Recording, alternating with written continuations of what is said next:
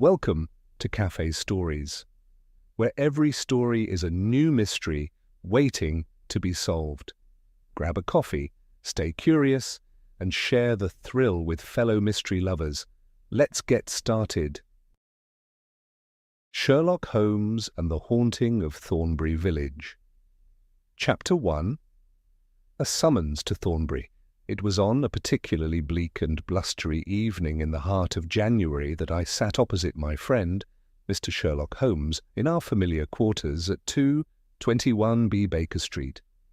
Outside, the wind howled like a mournful spectre, rattling the window panes and sending errant flakes of snow skittering across the streets.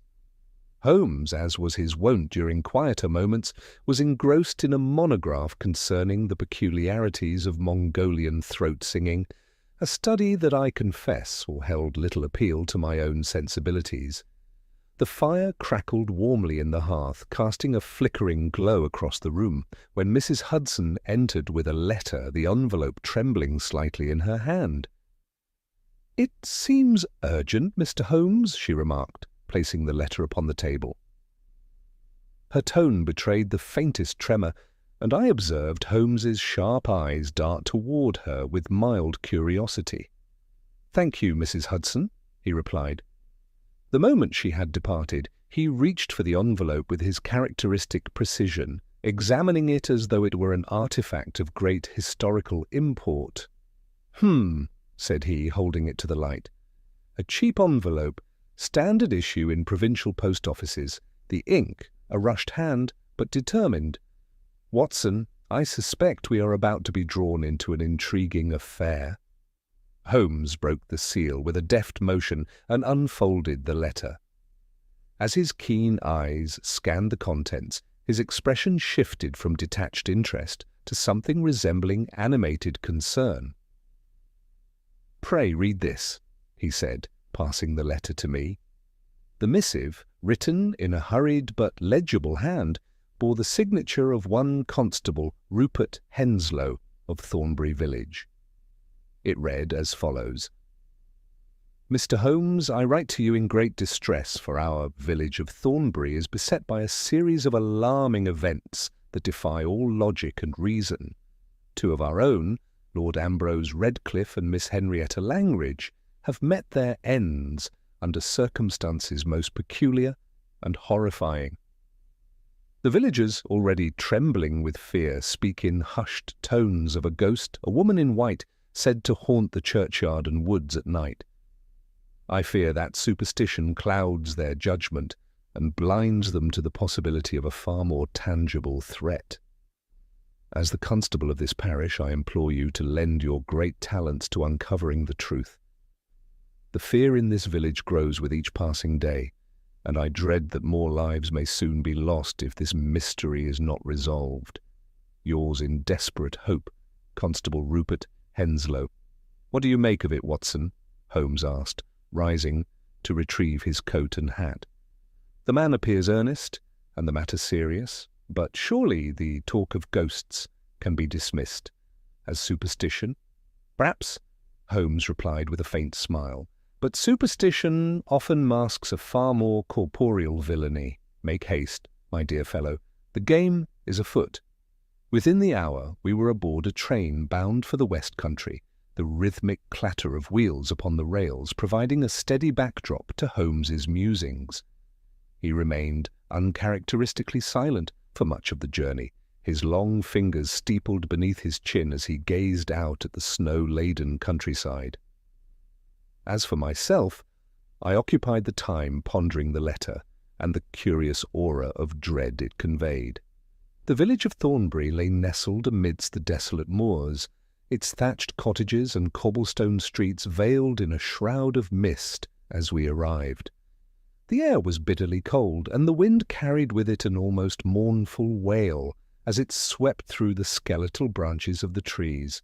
As we descended from the carriage, a stocky figure in a constable's uniform approached us, his face pale and drawn. "Mr. Holmes, Dr. Watson," he greeted us, doffing his hat. "I am Rupert Henslow. Thank you for coming. We are sorely in need of your expertise." "Lead the way, Constable," said Holmes, his keen gaze already surveying the surroundings, and spare no detail in recounting the events. As we walked through the village, Henslow explained the situation. The first death had occurred a fortnight prior, and the second just days ago. The villagers swear they saw a ghostly figure drifting through the churchyard on both nights, Henslow said. Some claim it's an omen of death. And what do you believe? Holmes inquired, his tone measured. Henslow hesitated. I believe someone wants us to be afraid. A rational deduction, Holmes murmured, his eyes flickering with interest. Fear is a powerful tool, but it is a poor substitute for the truth.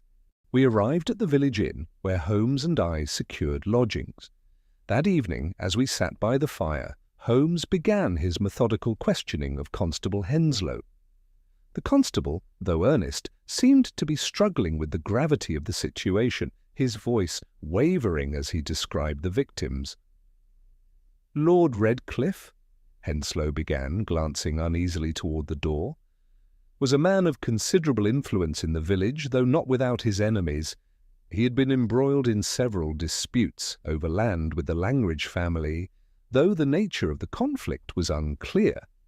He was also known to be deeply involved in local charity work, yet his wealth and authority seemed to have earned him both respect and resentment. Henslow paused, his eyes flickering nervously. He was often seen walking the grounds of Thornbury Manor, especially after dark, though no one could say why.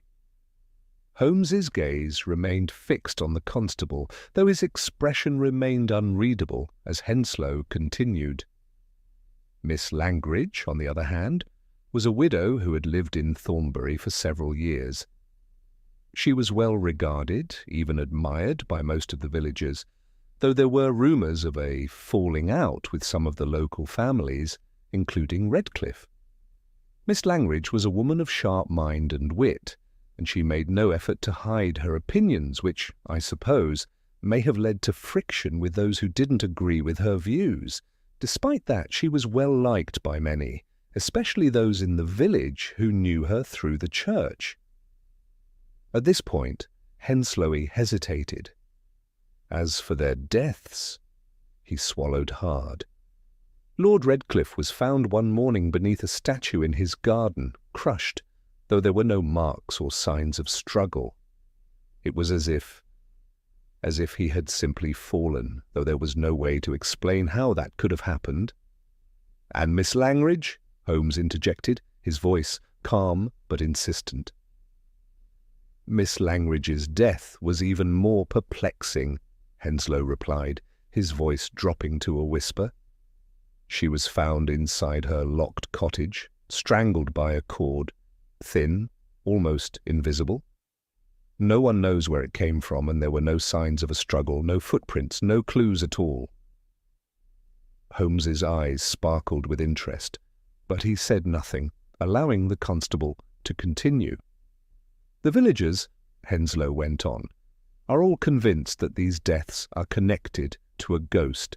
They say the ghost haunts the churchyard, and that the figure, always seen in white, is a harbinger of death, but no one dares speak too openly about it. The fear is palpable. Holmes sat in deep thought for a moment, his fingers steepled before him. The only sound in the dimly lit room was the quiet crackling of the fire. Then, with a slow and deliberate exhalation, he turned his gaze toward Henslow. "That will be all for now, Constable," Holmes said, his tone calm yet firm.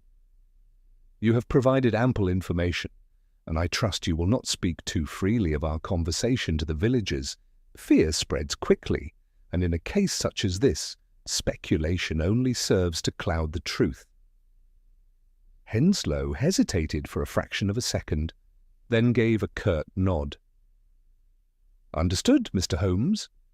He stood, adjusting his coat with a nervous energy, then cast a final glance toward the window as though expecting something or someone beyond the shadows. "I will continue to make my rounds," he added, his voice quieter now. but if you require anything, you know where to find me." "A curious case, Watson," Holmes remarked once Henslow had departed. "Two deaths, seemingly unconnected, save for their air of the macabre, and a village steeped in superstition. Yet there is always a thread if one knows where to look. As we retired for the night, I could not help but feel a chill that had little to do with the weather. The villagers watched us from behind curtains and half-open doors, their faces pale and their eyes filled with a mixture of fear and suspicion. Holmes, however, seemed invigorated by the challenge, his sharp features alight with the thrill of the hunt. "Mark my words, Watson," he said, as we climbed the stairs to our lodgings. "This village holds a secret, and I mean to uncover it. Ghosts may haunt the imagination, but it is flesh and blood that leaves such tantalizing clues." The morning mist lingered heavily over the village of Thornbury, shrouding its thatched roofs and winding lanes in a spectral haze. As Holmes and I ventured forth from the inn, the damp chill of the moorland air seemed to seep into our very bones. The streets, though narrow and cobbled, were devoid of their usual bustle. Thornbury's villagers preferred the safety of their hearths to the lingering dread of the outdoors, where whispers of a ghostly presence hung as thickly as the fog. As our first encounter that day was with Mrs. Agnes Chilcot, a woman of advancing years with a hunched frame and a manner that vacillated between piety and fear. She greeted us at the doorway of her modest cottage, her sharp eyes darting nervously as though she expected the spectral figure to materialize behind us at any moment. "You've seen the ghost, Mrs. Chilcot?" Holmes inquired, his tone calm but probing. "Oh, indeed I have, Mr. Holmes," she replied, clutching at the crucifix that hung about her neck. "It was last Tuesday, just as the church bells rang for evensong. I was returning from the well when I saw her, a veiled figure, all in white, drifting near the churchyard. She moved so silently, not a whisper of footsteps, and then she vanished, just like that, into the air." Her eyes widened with the vividness of her recollection, and she made the sign of the cross. Holmes regarded her with his customary neutrality, though I caught the faintest flicker of interest in his expression. "And this apparition?" he said. "Did you notice anything unusual about her beyond the manner of her appearance?" Mrs. Chilcot hesitated, her fingers trembling slightly as they toyed with the fabric of her apron. She carried something," she murmured at last. "A lantern, I think, though it cast no light. And there was a strange smell in the air, like burning. I thought it must be the fires of the damned." I felt a deep unease at her words, though Holmes, as ever, remained impassive. His keen eyes lingered on Mrs. Chilcot for a moment longer before he gave a slight nod. "Thank you, Mrs. Chilcot," he said. "You have been most helpful." As we departed, I turned to my companion. "A veiled figure, a phantom lantern, and a smell of burning," I mused. "Surely you don't believe—" Holmes interrupted me with a raised hand. "Believe, Watson, is a word best left to theologians and poets. My concern is with the facts. And as for Mrs. Chilcot's account, there is more truth to be gleaned from what she concealed than from what she revealed." I could only marvel at his certainty as we made our way to Thornbury Manor, the scene of the first tragedy. The gardens of Thornbury Manor, once the pride of Lord Redcliffe's estate, lay in disrepair, their hedges overgrown and their flower-beds choked with weeds. The toppled statue of a knight, its stone visage cracked and weathered, dominated the scene. Holmes immediately set to work, his magnifying glass glinting in the faint sunlight as he examined the statue's base. "Observe, Watson," he said, gesturing to the faint scratches along the plinth. "These marks suggest that the statue was not merely unbalanced by age or decay, but deliberately tampered with. Note the symmetry of the scratches. A tool, perhaps a crowbar, was employed here. I crouched beside him, my eye following the line of his finger. But why? To what purpose? Holmes straightened, his gaze sweeping across the garden. Lord Redcliffe was a man of influence and power, he remarked. A fallible man, no doubt, as such men often are. But the manner of his death was staged to inspire fear, not merely to kill. Whoever orchestrated this wished to cloak their deed in the guise of the supernatural. He knelt again, brushing aside the frost-dappled grass to reveal faint impressions in the soil. A second pair of footprints, he murmured, one leading toward the statue, the other away. Small, perhaps a woman's. The ghost? I ventured. Holmes gave a dry chuckle. Hardly. Ghosts rarely trouble themselves with manual labour. Come, Watson, let us not waste the daylight. Our next destination was Langridge Cottage, a modest but well-maintained dwelling at the edge of the village. The interior bore no signs of struggle, though the air within was heavy with the scent of soot and ashes. Holmes's keen eyes swept the room, taking in every detail. The unlit oil lamp upon the table, the arrangement of the chairs, and the faint smear of black upon the window-sill. "What do you deduce from this, Watson?" he asked, gesturing to the smear. I examined it closely. "It appears to be soot," I said, "but what could account for its presence here?" Holmes's gaze flickered with approval. "An excellent question, my dear friend. The answer lies in the ashes outside the door, coupled with the faint scent of paraffin in the air. A fire was lit here recently, perhaps as a distraction or a signal. Yet our killer is meticulous. Notice how carefully the room was left undisturbed, save for that one small detail." He moved to the door, examining the latch with great interest. "The cord that strangled Miss Langridge left no visible trace, you say? Consider then the peculiar tension of this latch. It has been tampered with, likely to create a mechanical means of murder, ingenious yet chillingly impersonal. I felt a shiver course through me at the cold precision of the crime. And the ghost? Do you suppose this ghost is nothing more than an elaborate fabrication?" Holmes's eyes narrowed as he pocketed his magnifying glass. "The ghost is but a mask, Watson, a device to divert attention and sow terror. Our true adversary is a mind both calculating and resourceful, intent on cloaking their vengeance in the trappings of the otherworldly. But mark my words, the threads of this mystery are beginning to unravel." As we returned to the village, I could not help but reflect on the strange and sinister nature of our findings. Holmes, as ever, seemed invigorated by the challenge, his quick strides and sharp eyes betraying the workings of his formidable intellect. "You believe the two deaths are connected, then?" I asked as we approached the inn. "Indubitably," he replied. "The staging of the scenes, the calculated use of fear, and the meticulous attention to detail all point to a single orchestrator. But the question remains, what motivates such an elaborate charade? Revenge, perhaps, or a desire to punish the village for some perceived wrong? The answer, Watson, lies not in the spectral, but in the all-too-human." With these enigmatic words, Holmes ascended the steps to our lodgings, leaving me to ponder the nature of the darkness that had settled over Thornbury.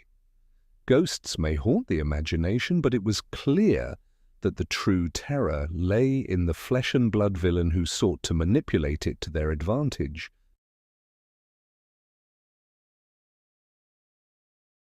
Chapter 2. Whispers of Fear and Flesh. The following morning broke with a wan light that struggled to pierce the stubborn veil of mist over Thornbury. The pervasive gloom seemed to weigh heavily upon the village, and as we walked its narrow lanes, I observed the furtive glances and hushed whispers of its inhabitants. It was as though the very air carried a sense of foreboding.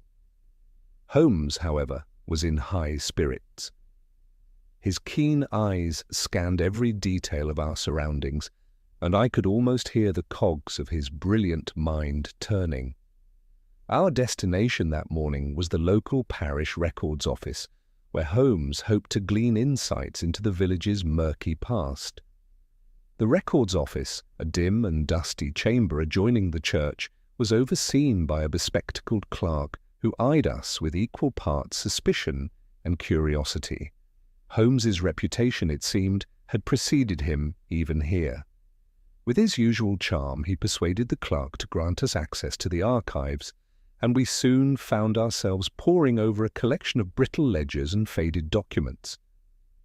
"The Fairbairn family," Holmes muttered as he traced his finger along an entry. "Their lineage in Thornbury goes back centuries, yet here, 10 years ago, the name abruptly vanishes. Curious, is it not?" "It coincides with the murder of the Fairbairn family," I observed. "Indeed," Holmes replied. "And note this, several transactions recorded between Lord Redcliffe and one Jonathan Fairbairn shortly before the murders. The sums involved are not inconsiderable. It seems there was a financial entanglement of some kind."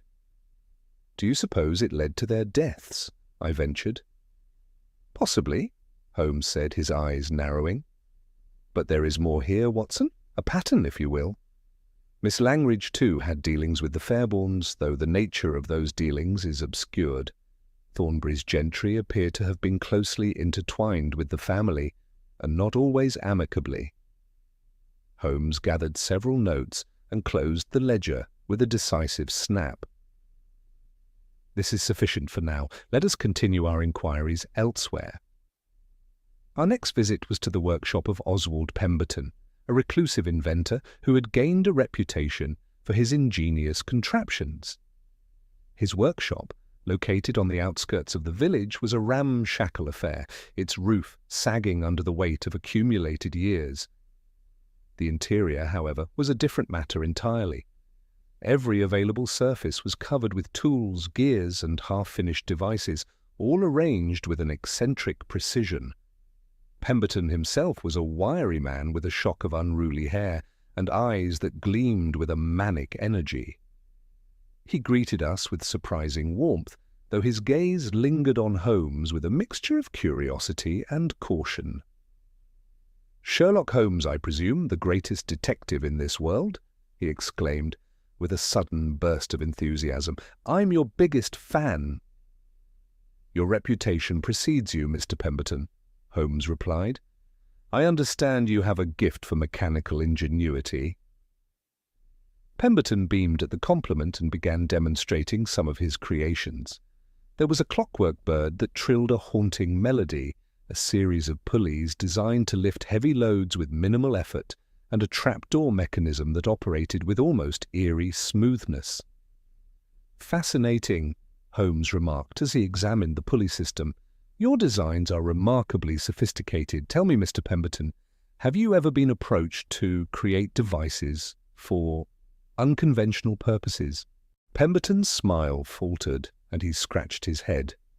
"Unconventional? What do you mean?" "Devices that might be employed for less than noble ends," Holmes said, his tone casual but his eyes watchful. The inventor's expression grew guarded. "I make machines, Mr. Holmes. What people do with them is their business, not mine." Holmes said nothing further on the matter, but before we took our leave, he meticulously examined the workshop once more. His sharp eyes lingered on the intricate mechanisms scattered across the tables, the precision of the tools, and the peculiar alignment of the devices. He ran his fingers over the gears of a half-assembled contraption, his expression unreadable, yet intense, as though committing every detail to memory. Only then did he straighten, and with a curt nod to Pemberton gesture for us to depart. I noted the thoughtful look in his eyes as we stepped outside. As we walked back toward the village, I could not help but voice my unease. "Holmes, do you truly believe that the ghost is nothing more than a fabrication? And what of the Fairbairn family? Could they have some connection to this mystery?" Holmes stopped abruptly and turned to me, his expression unreadable. "Watson, a ghost cannot leave fingerprints, but guilt certainly does. The Fairborns, the deaths of Redcliffe and Langridge, and the spectre that haunts this village, they are all connected. The key is to untangle the threads before another tragedy strikes." His words, though enigmatic, carried a weight that sent a chill through me. As we resumed our walk, I could not help but feel that we were standing on the precipice of a revelation that would shake the very foundations of Thornbury. The stillness of the night was shattered by a distant cry carried through the frost-laden air like the tolling of an alarm bell.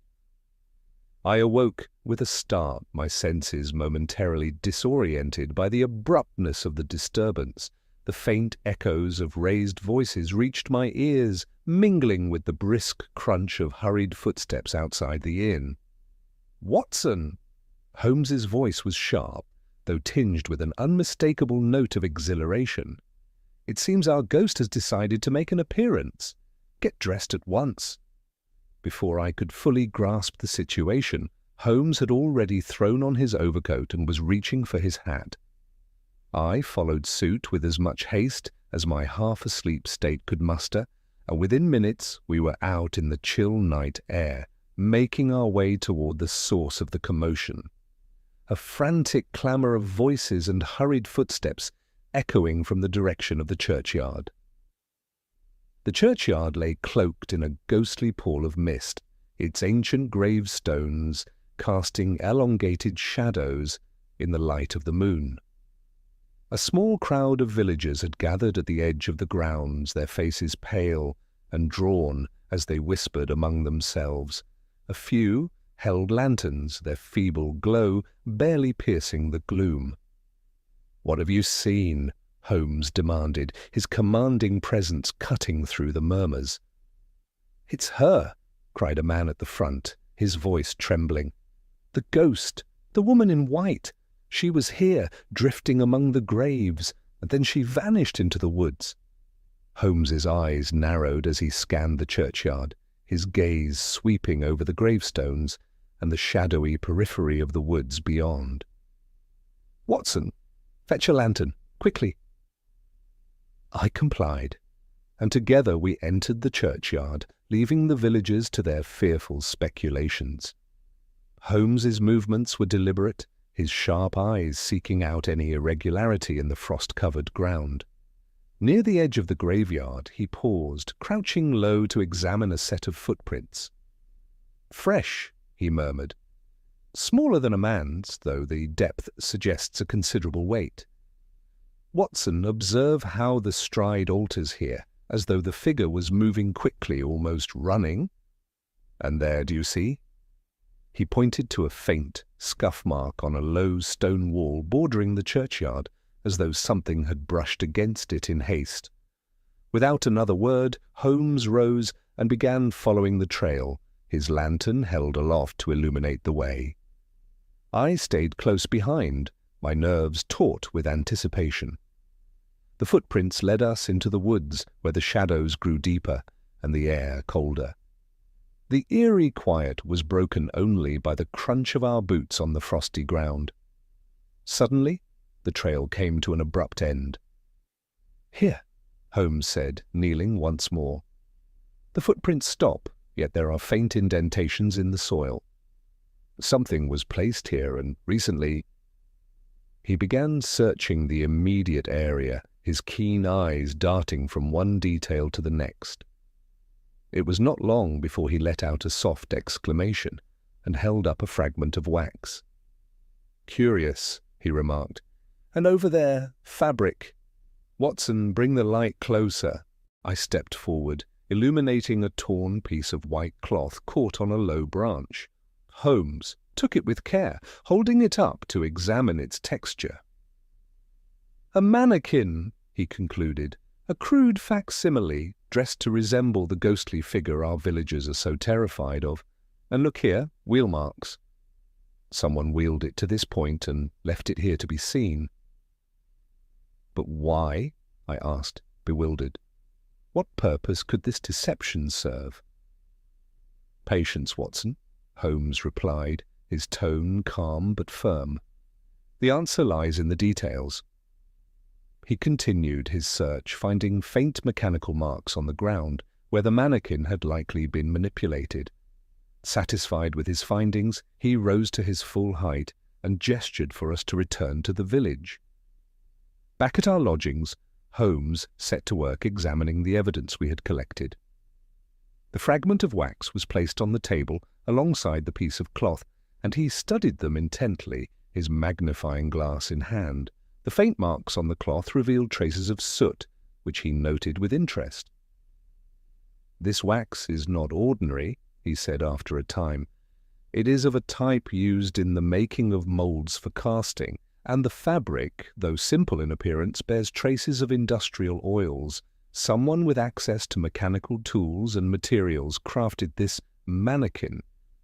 I watched him with a mixture of awe and confusion. "Holmes, do you mean to suggest that this ghost is nothing more than an elaborate trick?"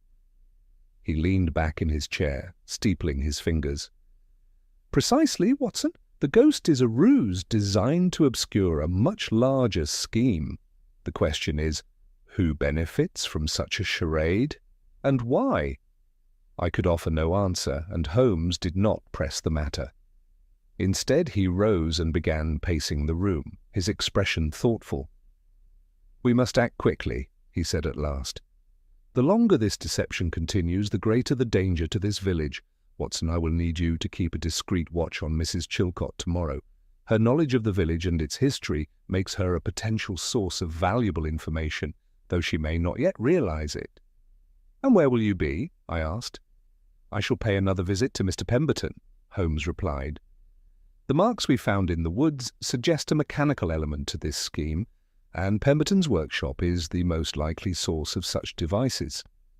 Though I had my doubts about the wisdom of splitting our efforts, I trusted Holmes's judgment implicitly.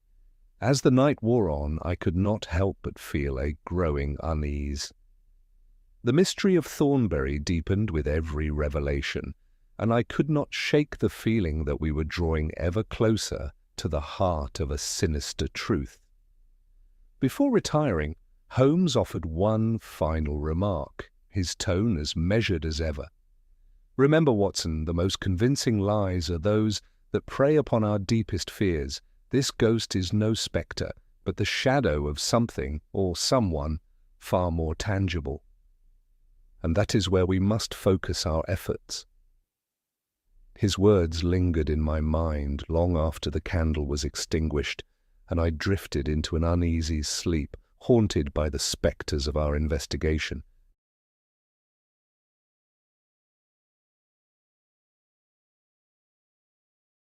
Chapter 3. The Web of Deception. The morning air was thick with the whispers of villagers, their hushed voices carrying rumours of another misfortune at the churchyard, where a fresh calamity had unfolded. The legend of the ghost of Thornbury had gained new momentum overnight, and with it the pervasive grip of fear tightened over the village like an unseen noose. Holmes and I had just taken our breakfast when a frantic pounding at the door signalled another urgent summons. It was Constable Henslow, his face pale and his hands trembling. "It's happened again," he announced grimly. "Old Mr. Joseph Barrow found unconscious near the churchyard with a terrible wound on his head. He may not last the day." Holmes rose swiftly, his expression sharp and unreadable. "Take us to him at once, Constable. We must see his condition before examining the site." At the village hospital, we found Mr. Barrow lying unconscious, his head swathed in bandages. The attending physician, Dr. Alistair Moore, greeted us with a grave expression. "He suffered a severe blow to the head," he explained. "It is fortunate he was found when he was attacked, or the cold might have finished what the assailant began. He has not yet regained consciousness, but I believe he will survive." Holmes bent over the elderly man's still form, his keen eyes scrutinizing the wound and the bruising around it. He muttered to himself as he straightened. A blunt instrument, wielded with precision, no struggle. This was not an accident. After questioning Dr. Moore further and learning that nothing had been stolen from Mr. Barrow, we departed for the scene of the attack.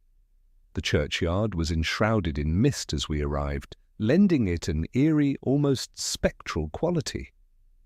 The area where Mr. Barrow had been found remained disturbed, with traces of footprints and scattered debris marking the site of the attack.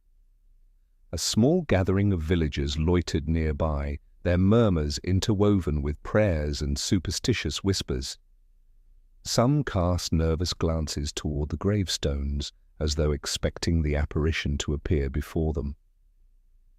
Holmes moved swiftly, his eyes scanning the ground with practiced precision. "See here, Watson," he said, gesturing to the marks. "These grooves are not random. They suggest the use of a wheeled apparatus, possibly something designed to move a structure into place. And note this, traces of burnt oil in the earth, hardly the relic of a spectre." I peered closer and noted a series of parallel grooves in the mud, subtle but distinct. "What do you make of them, Holmes?" "They are mechanical in nature," he replied. "And look here, traces of oil, faint but undeniable. Our so-called ghost is not merely a spectre of fear, but a construct of engineering." He exhaled sharply.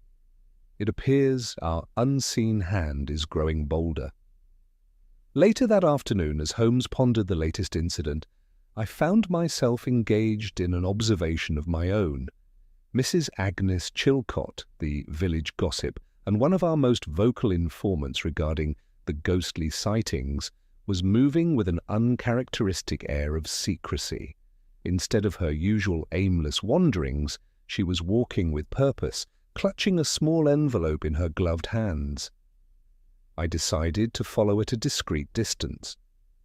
She moved swiftly through the winding village lanes, glancing over her shoulder with nervous anticipation.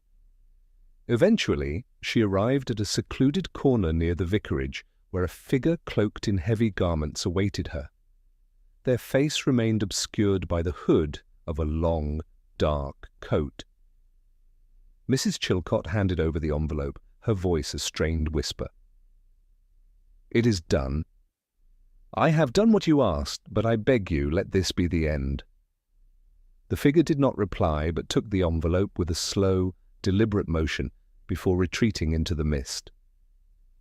Mrs. Chilcot stood frozen for a moment, as though fearing pursuit, then hastily turned on her heel and disappeared down another path. I remained hidden until both were out of sight, my mind ablaze with questions. Returning to the inn, I relayed the encounter to Holmes, who listened intently, his fingers steepled. When I finished, he merely nodded, a knowing gleam in his eye. "Very good, Watson. The threads of our mystery tighten. This is no mere ghost story. It is a scheme of considerable ingenuity, one that preys upon the fears of the villagers while concealing a deeper purpose." "Do you suppose Mrs. Chilcot is complicit in these events?" I asked. "Not entirely," Holmes replied. "Fear can make accomplices of the unwilling. However, it is the cloaked figure who interests me most. They hold the key to this deception." In the evening, Holmes led me back to the churchyard under the cover of darkness, lantern in hand. He crouched where Joseph Barrow had been found, carefully examining the remnants of the scene. Though the constable had done his best to secure the area, there were still traces left behind, overlooked in the chaos of the day. "Watson," Holmes said, running his fingers lightly over the ground, "note the disturbance here.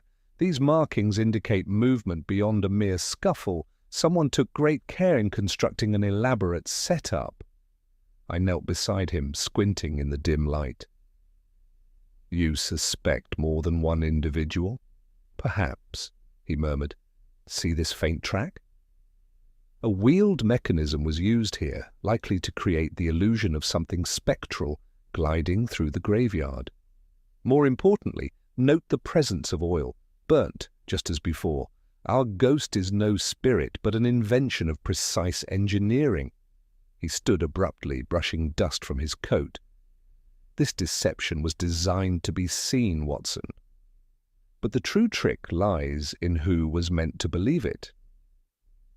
As we left the churchyard, the village lay silent under the watchful moon, but I could not shake the feeling that unseen eyes lurked within the shadows, waiting. And for the first time, I felt the full weight of the mystery pressing down upon us, as though the very air carried its secret whispers. The game was no longer merely afoot, it was tightening its web around us. The morning light was dim, struggling to break through the mist that clung to Thornbury like a funeral shroud. The events of the previous day lingered heavily upon the village, each whispered conversation steeped in fear and superstition. Holmes, however, had no patience for ghosts and apparitions. He was already at work, his mind unravelling the elaborate deceptions at play. "Watson," he said, as he examined his notes at the breakfast table, "our so-called ghost is no phantom, but a construct of precision and calculation. The mechanism of these murders follows a distinct pattern, one that is too deliberate to be dismissed as mere chance." "You believe the same hand is responsible for all the deaths?" I asked. "Without a doubt," he replied. "The methodical staging, the absence of human interference in each instance, the presence of mechanical traces, it all points to a singular intellect at work. And I believe the answer lies with Mr. Oswald Pemberton." Pemberton's workshop stood on the outskirts of the village as we arrived. The heavy scent of oil and iron filled the air. Pemberton himself was at work, his hands blackened with grease as he tightened the gears of a peculiar contraption upon his workbench. He looked up as we entered, his expression shifting between surprise and apprehension. "Mr. Holmes, Dr. Watson," he greeted us, wiping his hands on a rag. "Back again, are you?" "Indeed," Holmes said smoothly, his gaze sweeping across the cluttered room. "I find myself intrigued by the artistry of your work, Mr. Pemberton. You possess an uncommon talent for mechanical design." Pemberton scoffed. "Flattery, Mr. Holmes. What is it you really want?" Holmes pulled a folded paper from his coat and laid it upon the workbench. "I wish to discuss this." Pemberton hesitated before unfolding the document. His face paled as he examined the rough sketches, intricate pulley systems, weighted triggers, and automated release mechanisms. "Where did you get these?" he demanded. "I found traces of your designs at the sites of both murders," Holmes said. "Someone has been utilizing your knowledge to enact a deadly scheme. The question is, were you aware of it?" Pemberton clenched his jaw, his fingers tightening around the paper. I had no idea," he muttered. "I've been working on various mechanical projects for years, but I never imagined someone must have stolen my work." "Or you were deceived into sharing it," Holmes interjected. "Tell me, Mr. Pemberton, have you shared your designs with anyone recently?" Pemberton hesitated. There was someone, a young woman. She showed great interest in my work, asked many questions about the applications of my devices. She claimed she was merely fascinated by engineering, and He broke off, shaking his head. "I never thought she would use it for something sinister." Holmes exchanged a glance with me before turning back to Pemberton. "You have been the unwitting accomplice to a grand deception, Mr. Pemberton. But tell me, do you possess any correspondence from this individual?" Pemberton frowned and rummaged through a pile of papers, pulling out a folded letter. Holmes took it and scanned its contents, his lips pressed into a thin line. "Curious. The handwriting is careful, almost deliberately neutral, but note the phrasing. Your designs are most ingenious, and I am grateful for your wisdom. This is no simple admirer. This is a calculated manipulator." He folded the letter and pocketed it. "Mr. Pemberton, I must ask you to keep this matter confidential for now. We are closing in on the truth, and I fear the perpetrator is more dangerous than we first assumed." As we walked back toward the village, I could see the weight of realization settling upon Holmes. His silence was unnerving, his sharp gaze fixed upon some unseen detail within his mind. "What are you thinking, Holmes?" I asked at last. "I am thinking, Watson," he said slowly, "that we are dealing with a mind as sharp as it is merciless. This is no crime of passion. This is an engineer's murder, a carefully orchestrated execution disguised as supernatural intervention. Our adversary is not simply seeking vengeance. They are crafting a legend, one murder at a time." A chill ran through me as I considered his words. The ghost of Thornbury was no ghost at all, but rather the shadow of a brilliant and ruthless mind. And that mind was still at work, spinning its intricate web, waiting for the next victim to fall.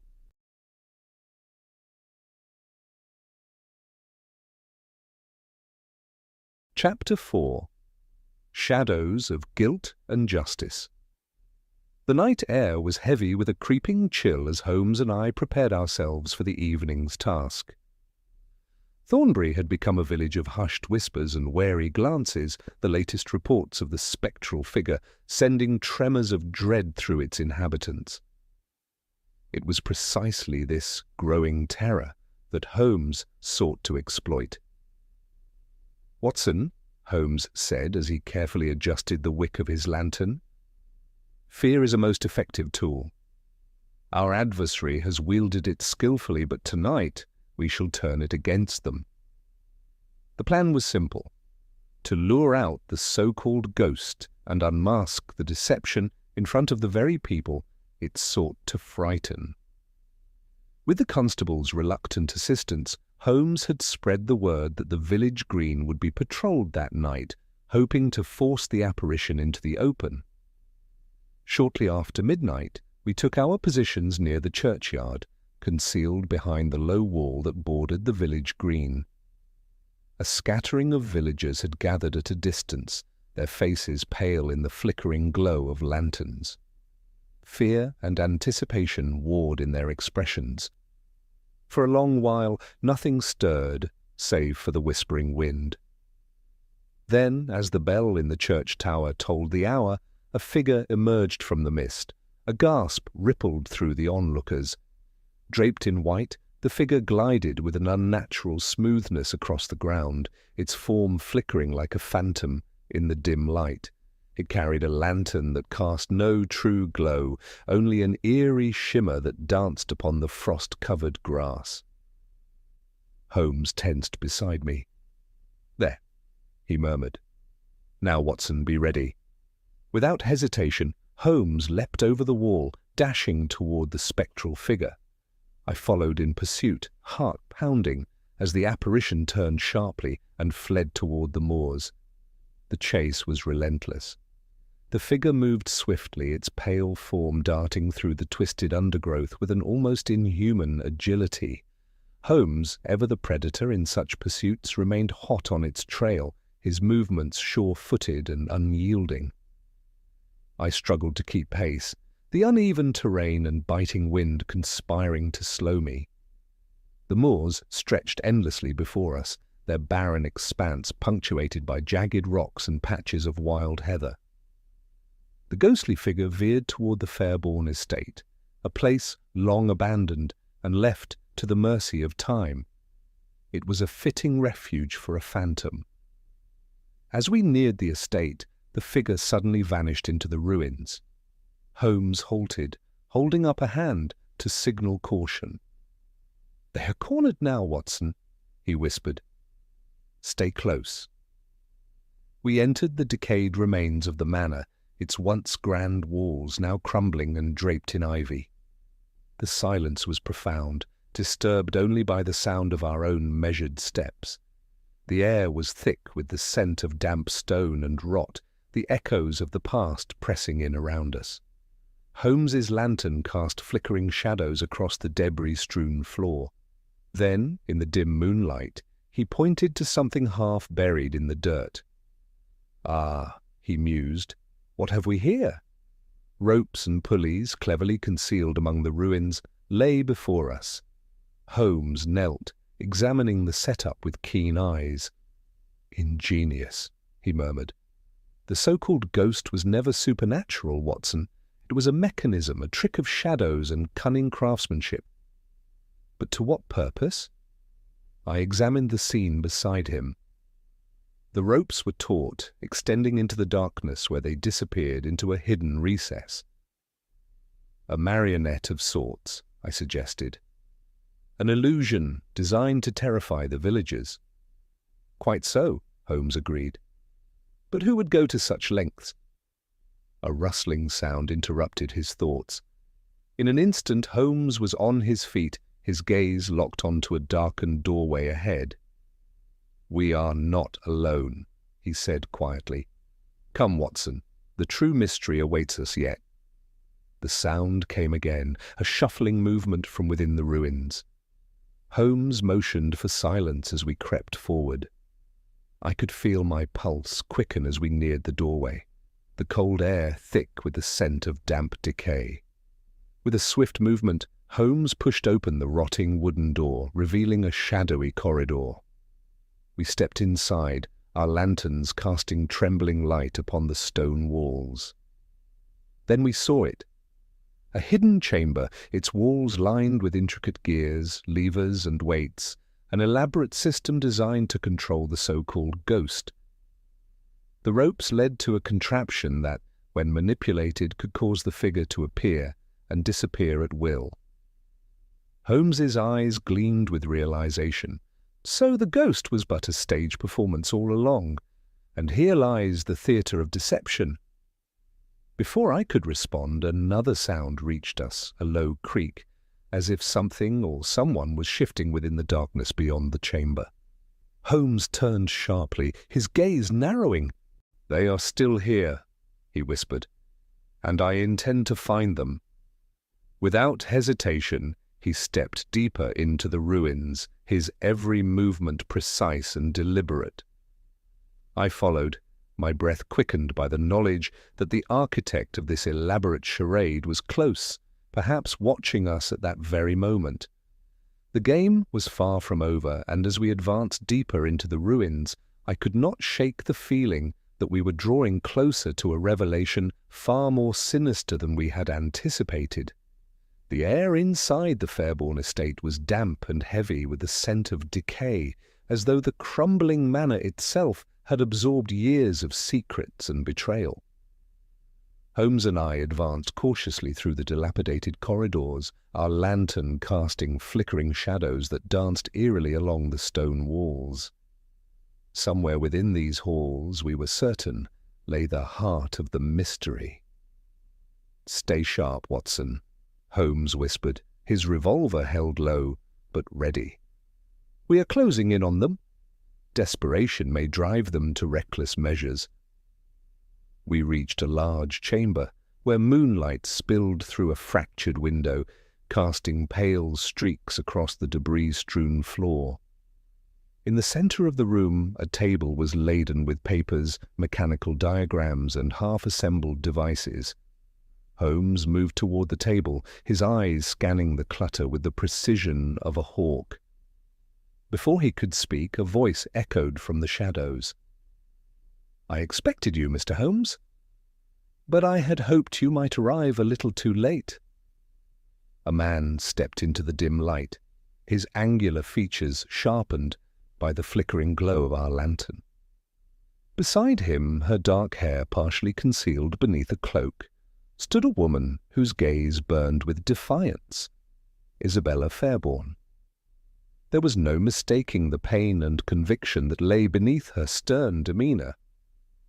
"I assume introductions are unnecessary," Holmes said smoothly, "but if you insist—" "I am Isabella Fairbourne," she interrupted, "and this is my fight."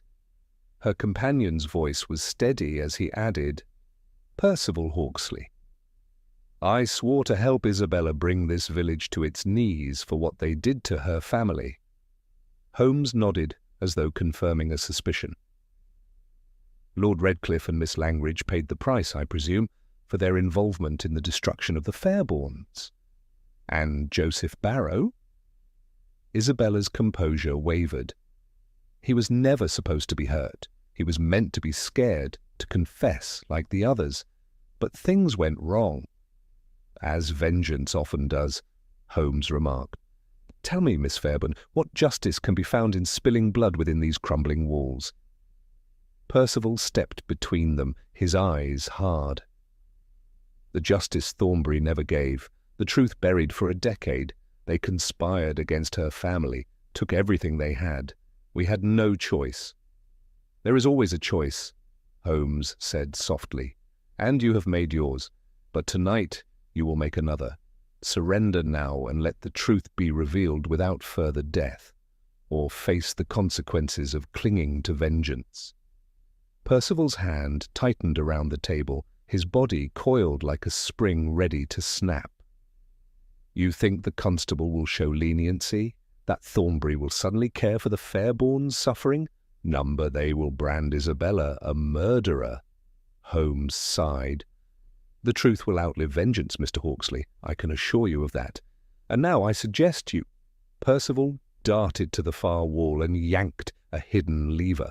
A passage creaked open, revealing a tunnel that sloped downward into the earth. Without hesitation, he grabbed Isabella's hand and bolted. "After them, Watson!" Holmes shouted, and we plunged into the passageway. The narrow tunnel echoed with the sound of our pursuit, the cold air biting at our faces. The passage opened into a cavernous underground chamber, its walls lined with damp stone and ancient wooden beams. Percival and Isabella were halfway across when Holmes raised his voice. "Hawksley, stop this madness before it is too late." Percival turned, panting, his grip still firm on Isabella's arm. "It is already too late." Holmes advanced a step. "You are wrong. Nothing is too late until you surrender to despair. The mechanisms you used were clever, ingenious even, but they are tools of fear. Surrender them now, and let justice take its proper course." Isabella's eyes filled with tears. "You don't understand what this village did to us. They buried the truth, Mr. Holmes. Do you think they'll let it rise now?" "Yes," Holmes said firmly, "because they will have no choice. With your cooperation, the evidence will expose Thornbury's sins, but if you run, you give them the perfect excuse to dismiss you as criminals." Percival hesitated, his hand trembling. The weight of Holmes's words seemed to bear down on him. He looked at Isabella, their shared grief palpable. Percival's grip on Isabella's hand tightened. "We can't let them take us, Isabella. We've come too far for this." Isabella pulled away, her voice trembling but defiant. "And where does this lead, Percival? Another death, another ruined life?" "They're right. We've lost control." Percival's eyes darted between her and Holmes, desperation flickering in his gaze. "We can still escape. We have the tunnel and the traps. We can vanish." Holmes took a step forward, his tone commanding. "Running will only confirm your guilt, Hawksley. And when you're caught, and you will be caught, your story will be buried alongside your bodies. Do you want the Fairbournes to be remembered as murderers or as victims whose truth finally saw the light of day?" Percival shook his head, anger and despair warring on his face. "You don't understand—" "I understand perfectly," Holmes interrupted. "Your intentions were noble, but your methods have failed you. Surrender now while you still have the chance to shape how this story ends." Isabella placed a hand on Percival's arm. "Percival," she said softly, "we promised to restore my family's name, not destroy ourselves. If we run now, we'll never have that chance." Percival's breath hitched.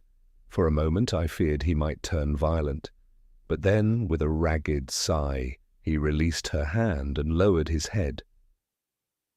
"You're right," he murmured. "We've done enough." Holmes motioned for us to lead them back through the tunnel, emerging into the frigid night where Constable Henslow was waiting, his face a mixture of relief and trepidation. "Take them into custody, Constable," Holmes instructed, "but treat them with dignity. Their story will be heard." Henslow nodded, gesturing to his men. As they were led away, Isabella turned to Holmes one last time. "Will you see to it that the truth comes out, Mr. Holmes? Not just about the murders, but everything?" Holmes bowed his head slightly. "I will. The truth will no longer be Thornbury's secret." As we watched them disappear into the fog, I broke the silence. "Do you think this village will ever admit its guilt, Holmes, or will it bury the Fairbourne's legacy once more?" Holmes's gaze remained fixed on the darkened horizon. "That, my dear Watson, is beyond our control. But tonight we have given the truth a voice, and if it speaks loudly enough, it may haunt Thornbury more effectively than any ghost ever could." The days that followed saw Thornbury slowly emerge from the shadow of its haunting past. With Holmes's meticulous guidance, evidence of the Fairbourne family's wrongful demise and the villagers' complicity was revealed. The mechanical contraptions that had fueled the ghostly terror were dismantled and displayed as proof of the deception, forcing the villagers to confront the truth they had ignored for so long. Public meetings were held in the village green, where testimonies were given, and the weight of collective guilt was laid bare. Some wept, others remained stone-faced, but none could deny the injustice. The constable, under Holmes's urging, ensured that Isabella and Percival were not painted simply as criminals, but as victims of a tragedy long in the making. Though they were charged with their crimes, the village itself bore its share of responsibility. Peace returned to Thornbury, though its scars would take time to heal.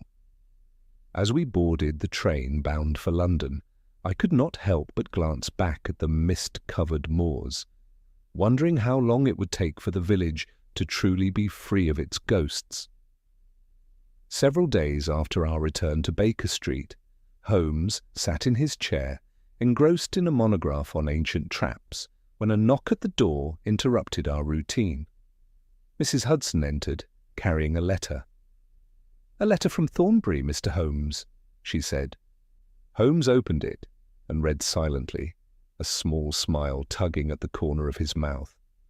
He handed the letter to me, and I read its contents with keen interest. "Dear Mr. Holmes, I write to you with immense gratitude for your efforts in restoring peace to Thornbury. Thanks to your guidance, the village has not only faced its past, but has begun to heal.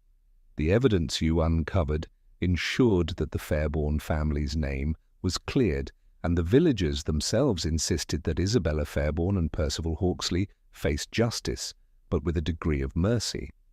Isabella and Percival have been sentenced to 10 years of imprisonment, not for vengeance, but for the lives lost in the course of their actions.